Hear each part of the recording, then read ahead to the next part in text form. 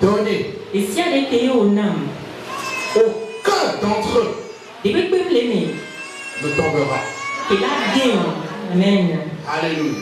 Amen. Pas un seul cheveu de votre tête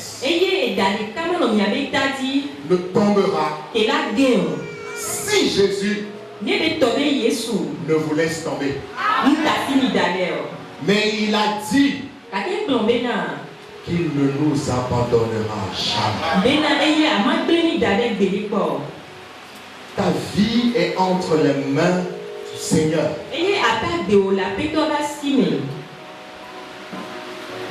Vous savez, cette parole, ce sont des paroles dont vous devez vous souvenir. Lorsque les vents puissants se mettent à souffler.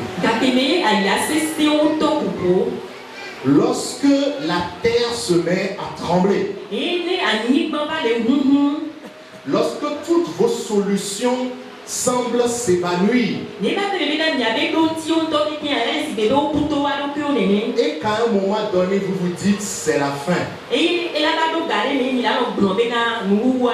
Je suis arrivé au bout.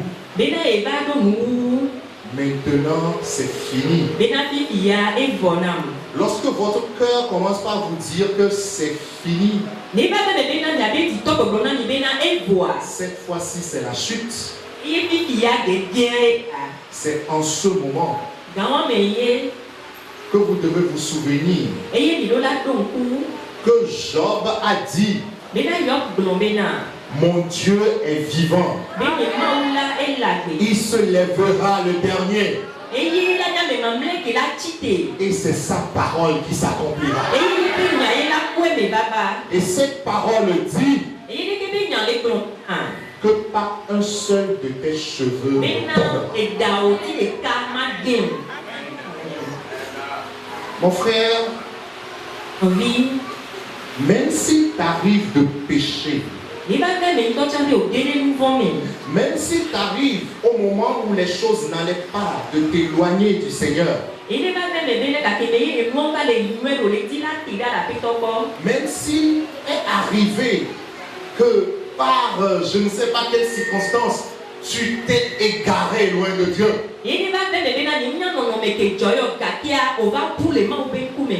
Souviens-toi d'une chose.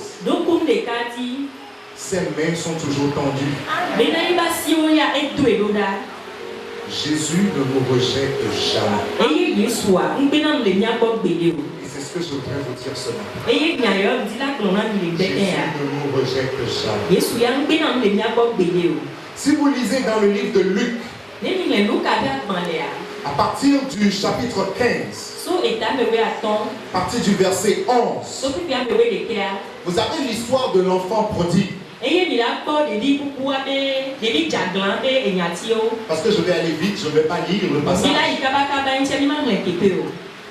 L'enfant prodigue, vous savez, c'est cet enfant qui a dit à son père qui était encore vivant: donne-moi ma part d'héritage.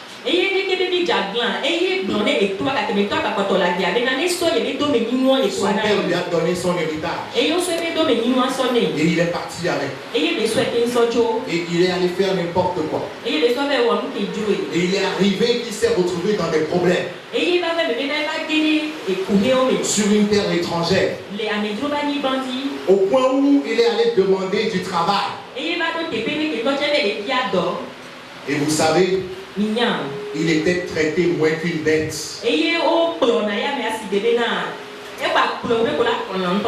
Il vivait parmi les porcs. Et il a dit: oh, chez mon père, les serviteurs sont mieux traités. Et il a dit au verset 18: je me lèverai. J'irai vers mon Père. Alléluia. Amen. Écris ça quelque part. Je me lèverai et j'irai vers mon Père. Ses bras sont toujours tendus. J'irai vers mon Père et je lui dirai: Mon Père, j'ai péché contre le ciel et contre toi. Je ne suis plus digne d'être appelé ton fils. Traite-moi comme l'un de tes mercenaires. Et il se leva et il alla vers son père. Comme il était encore loin, son père le vit et fut ému de compassion. Il courut se jeter à son cou et le baisa.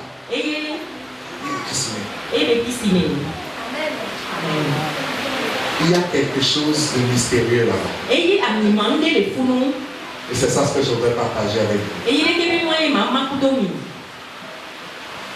Vous savez, l'une des plus grandes faiblesses de l'Église aujourd'hui, c'est la façon dont nous considérons notre Dieu. Nous n'arrivons pas à comprendre sa dimension de Père.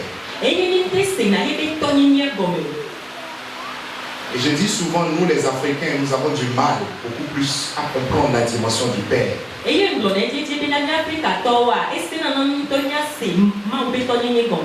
Parce que chez nous en Afrique, traditionnellement, l'enfant est plus attaché à sa mère. Et l'enfant trouve le réconfort, la sécurité, une certaine forme d'assurance auprès de la mère.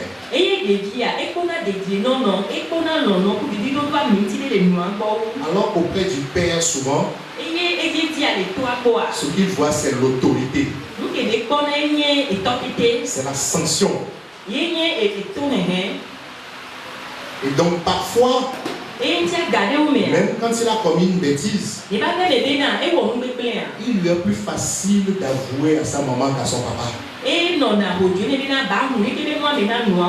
Quand il veut demander quelque chose, il lui est plus facile de s'approcher de maman que de papa. Même quand on l'a grondé, on l'a sanctionné, et qu'il veut revenir, il cherche souvent le chemin de maman premièrement, en se disant que par maman c'est plus facile. N'est-ce pas? Et souvent, nous mettons Dieu dans la même position.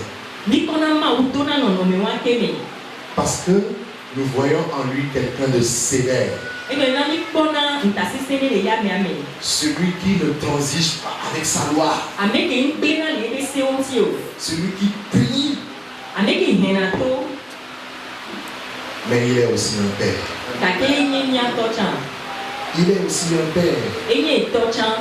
Et tout à l'heure, le pasteur a dit Dieu est bon. Dieu est bon. Et la représentation du père de cet enfant, c'est l'image de notre père. Vous savez, nos papas, même charnels, derrière le masque de sévérité, d'autorité, ils ont un cœur. Et même après avoir puni l'enfant, le même père qui a puni, dans le secret de son cœur, il a mal de voir l'enfant pleurer. Dans le secret de son cœur, il ne supporte pas la douleur de l'enfant. Mais il doit jouer son rôle d'autorité. Alors il prend ce bouclier. Ça ne veut pas dire qu'il n'aime pas son enfant. Alléluia. Amen. Alléluia. Amen. Lorsque cet enfant souffre, il souffre aussi. Ce père-là dans la Bible, la Bible dit, il vit l'enfant au loin. Vous imaginez s'il a pu voir l'enfant au loin. Pourquoi? En réalité, Ça veut dire que depuis le jour où cet enfant est parti de la maison, tous les jours, ce père se positionne pour regarder si l'enfant va revenir. Malgré ce que l'enfant a fait, parce que son enfant a fait ce qu'on ne fait pas. Vous savez, il y a un péché qu'on appelle le péché d'hubris. Les Grecs appellent ça hubris. Hubris. C'est un péché d'une telle gravité que ça ne se pardonne jamais.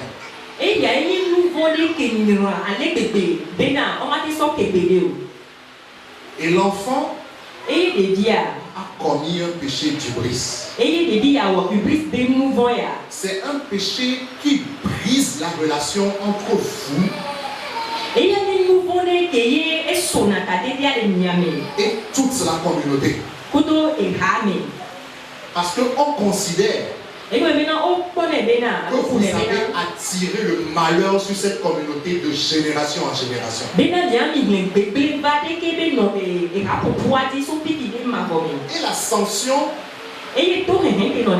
chez les anciens, c'était soit le bannissement, tu ne reviens jamais, soit c'est la mort. Et chez les Juifs, la personne qui a commis ce type de péché, on doit le lapider à mort. Et vous savez, cet enfant-là, le premier juif qui allait le voir doit le tuer. Vous comprenez? Mais parce que son père connaissait la loi, parce que son père savait qu'il était condamné à mort, mais que son père ne voulait pas sa mort, comme Jésus nous le dit dans Marc 18, la Bible parle de la brebis égarée. Il dit car le Fils de l'homme n'est pas venu pour perdre les hommes.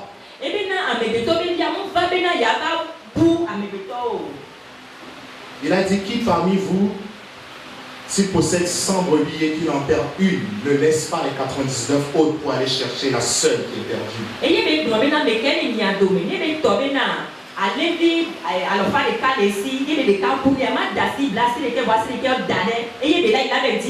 Et quand il la retrouve, il en éprouve un plus grand plaisir. Alléluia. Amen. Alléluia. Amen. Car Dieu ne veut pas la mort du pécheur. Il veut qu'il se repentisse. Alléluia. Amen. Je ne sais pas si je parle à quelqu'un ce matin. Dieu ne veut pas ta mort. Dieu veut que tu te repentisses. Dieu veut que tu te repentisses. Car la grâce est toujours disponible. Et que se passe-t-il? Le Père se présente tous les matins. Et il regarde. Il guette. Si jamais son fils se pointe, il veut être le premier à aller à sa rencontre. Parce que si quelqu'un d'autre va à sa rencontre, l'enfant va mourir. C'est pour ça que le Père guette. C'est comme ça que lorsque mes frères et sœurs nous tombons dans le péché ou lorsque nous nous éloignons de Dieu, à chaque instant le Seigneur est à côté. Il espère que nous revenions. Parce que si nous restons là, le diable va nous tuer. Satan va te tuer. La loi qui te condamne va te tuer. Alléluia. Amen. Dans Apocalypse, vous avez la révélation sur Josué. La Bible dit que Josué s'est présenté, il était dans des habits très sales. Et Satan était venu le réclamer. Si Josué était dans des habits sales, ça veut dire qu'il y avait le péché sur lui. Et Satan était venu le réclamer. C'est ce qu'on appelle le droit légal. Satan avait le droit légal de réclamer ce monsieur qui était couvert de péché. Mais Dieu, dans sa souveraineté, a dit: ôtez-lui ses vêtements sales et revêtez-le d'habits propres, de vêtements propres. Et on l'a revêtu. Mes frères et sœurs, Satan va te réclamer pour te détruire. Après t'avoir tenté et de t'avoir coupé du lien, il va vouloir te détruire. Mais même là-bas, même lorsque le lien était déjà coupé, Dieu peut décider de te ramener. C'est pour ça qu'il est un père. Mon frère n'abandonne jamais. Ma soeur n'abandonne jamais. Peut-être que ça fait longtemps que tu n'as plus la joie de l'adoration. Ta présence même à l'église est compliquée. Parce que dans ton cœur, tu sens les accusations du diable. Qui te dit, toi aussi, tu as déjà fait tout ce que je t'ai proposé. Tu vas continuer à être hypocrite, à faire semblant. Toi-même, tu es mal à l'aise. Et à un moment donné, tu décides d'abandonner. Ton père te dit rejet. Le père s'est tenu là et il attendait le fils. Et quand le fils s'est présenté, la Bible dit qu'il a couru. Il a embrassé. Là-bas aussi, c'est un symbole. N'oubliez pas, j'ai dit que le péché que l'enfant a commis est une rupture entre lui et la communauté. Il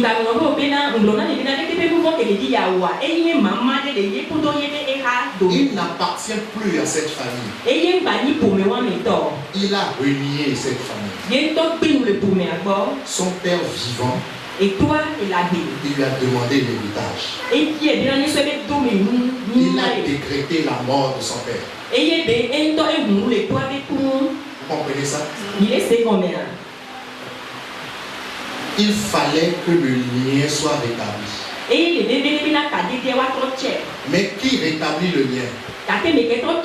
Celui qui rétablit le lien, c'est celui qui a été offensé.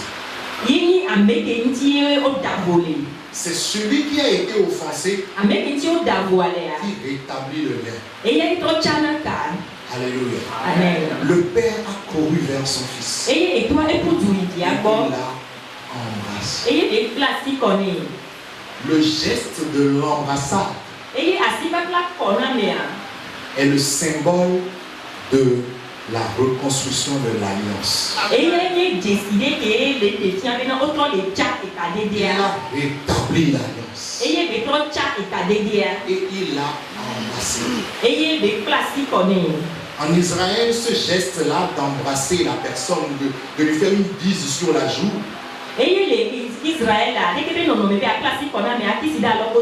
signifie que tu es mon frère. Toi et moi, nous sommes les mêmes. Alléluia. Amen. Il rétablit l'alliance. Aux yeux de Dieu et des hommes, devant toute la communauté, Le Père est en train de dire, je lui ai pardonné. Il est encore mon fils. Et il est encore sous ma protection. Que personne ne le touche. Alléluia. C'est ce que le Père a fait. Mais nous, qu'est-ce que nous faisons? Nous, parfois, lorsque quelqu'un a péché contre nous, ou lorsqu'un frère a péché dans l'église, et que nous sommes au courant, ou que nous avons vu la faiblesse de quelqu'un, nous sommes les premiers à le pousser dehors par nos regards, par nos paroles, par nos accusations, par nos condamnations, par nos murmures, par nos commérages, par nos jugements. Nous sommes les premiers à ne pas lui faciliter la tâche pour revenir. Nous faisons en sorte que le fardeau soit encore plus lourd. Mes frères et sœurs, je veux vous dire quelque chose seulement. Celui qui a péché contre Dieu est conscient qu'il a péché contre Dieu. Et la conscience que Dieu a mis en lui le juge déjà suffisamment. La parole de Dieu qu'il a reçue souvent dans son cœur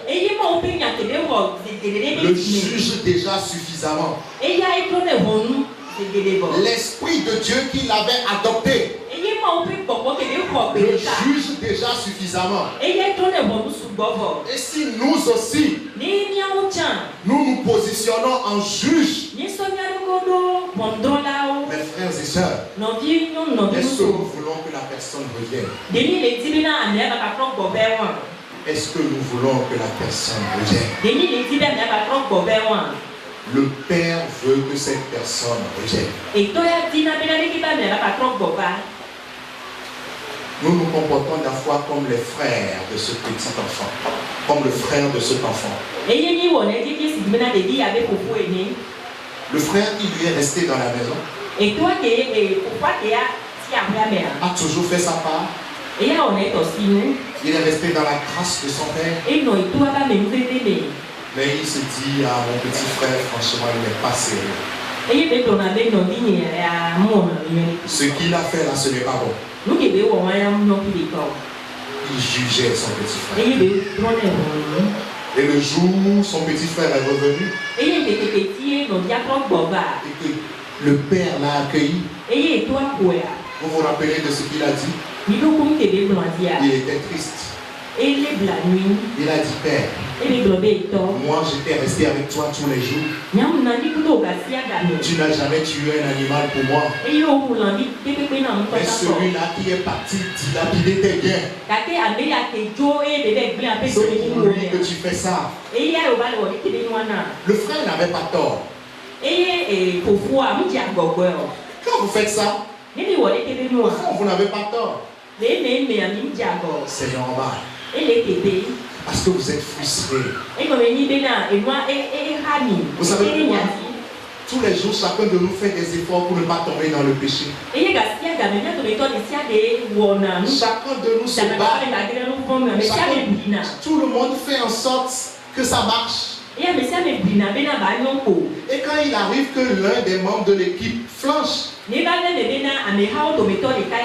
presque l'impression qu'il nous a trahis. Il nous a trahis. Pourquoi lui il est tombé? À cause de lui, les gens vont mal parler de notre communauté. Les gens vont dire, dans votre église là, c'est ce que vous faites. À cause de lui. À cause de lui. Dans votre tête, vous réfléchissez. Vous voyez les conséquences du péché. Vous n'avez pas tort. Mais apprenez à voir les choses comme Dieu les voit.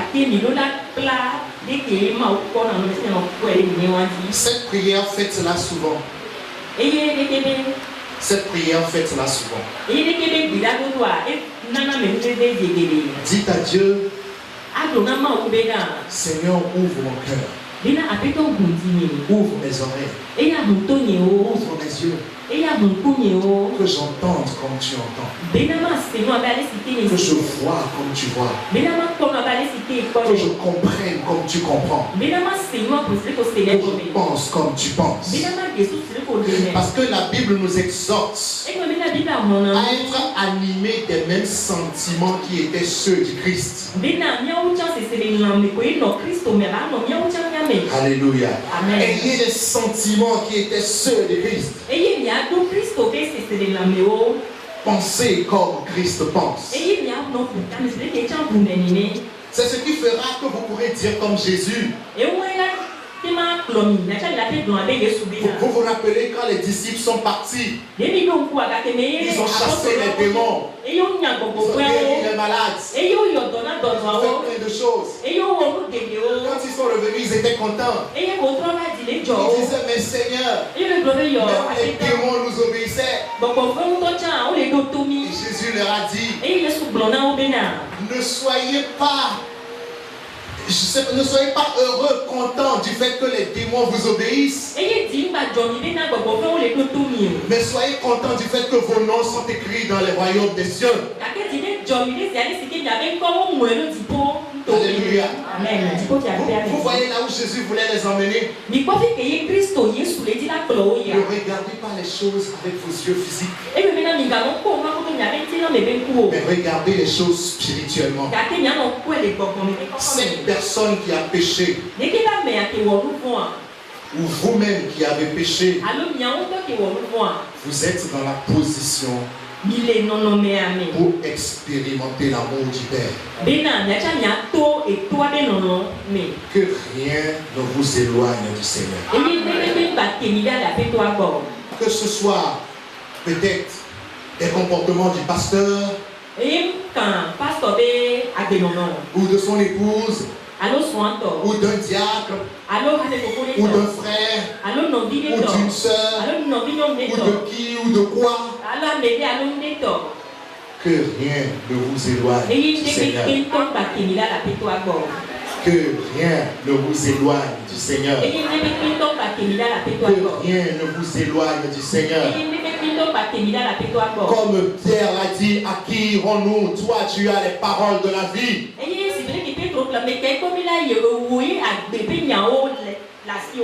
Ne vous éloignez pas du Seigneur. Si vous ne retenez rien de ce que j'ai dit aujourd'hui, retenez une chose, ne vous éloignez pas du Seigneur. Quelles que soient les persécutions, quelles que soient les épreuves, que ce soit la famine, que ce soit le froid, que ce soit les tribulations, les malheurs, la hauteur ou la profondeur, quelles que soient les épreuves, quel que soit le nombre de fois vous avez prié, vous n'avez pas encore obtenu réponse. Quel que soit le nombre de fois où vous avez eu du mal à gérer votre quotidien, quel que soit ce que traverse votre famille, rappelez-vous d'une chose: ne vous éloignez pas du Seigneur. Car le jour vient. Le jour vient où votre Dieu se lèvera. Il se lèvera. Il se lèvera. Il se lèvera. Il se lèvera. J'ai cette assurance. Il se lèvera. Ce n'est pas juste des paroles, mes frères et sœurs. Mais j'ai cette assurance. Notre Dieu est vivant. Il se lèvera en son temps. Pas parce que vous pleurez, pas parce que vous criez, pas parce que vous avez jeûné 40 jours. En son temps, il se lèvera pour la gloire de son nom. Il se lèvera. Il se lèvera. Et quand il va se lever, est-ce que tu seras là pour recevoir? Est-ce que tu seras là pour recevoir? Ne t'éloigne pas de la maison. t'éloigne pas de la grâce. Quand ta vie est entre ses mains, et l'Éternel est vivant. Il est Jéhovah Rapha, Jéhovah Seba, Jéhovah Jireh, Jéhovah Shammah, El Shaddai. Il ne faillit jamais. Il se lèvera et il accomplira ce que tu n'espères plus, ce que les hommes ne pensaient plus voir. Il le fera. Il le fera. Il le fera. Je veux dire à quelqu'un, l'Éternel le fera. Quand ton Dieu est vivant, il le fera. Amen.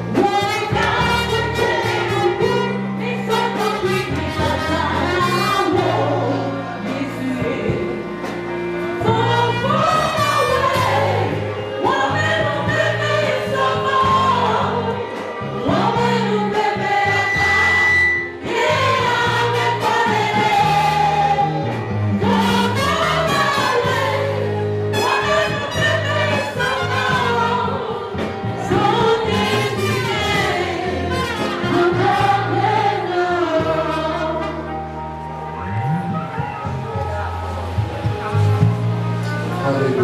Amen. Alléluia. Amen.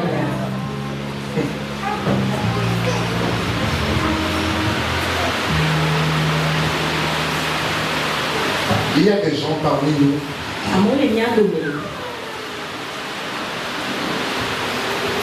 qui semblent être désespérés.